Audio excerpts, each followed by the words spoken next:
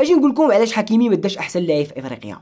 ماشي كرويا، لا ماشي كرويا، الا كانت كرويا حكيمي خصو يكون عنده جوج من احسن لاعب في افريقيا، العام اللي فات وديال هذا العام.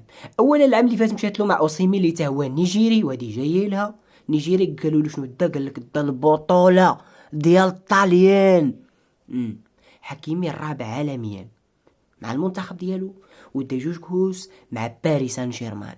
تاني حاجه ياسين بونو لقب ديال المؤتمر الاوروبي مع اشبيليه، والرابع عالميا وكان خيالي. وما داروش حتى في اللائحه ديال احسن لاعبيه، داروه في الحراس. وهذا العام كنشوفوا ديال جنوب افريقيا دايرينه في كل شيء.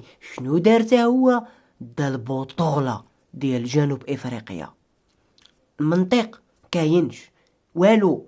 ولكن دابا نقول لكم عاوتاني علاش دا لوقمان، حيت دا كاس مع فرقته، وهذا دا الميداليه في الاولمبيات.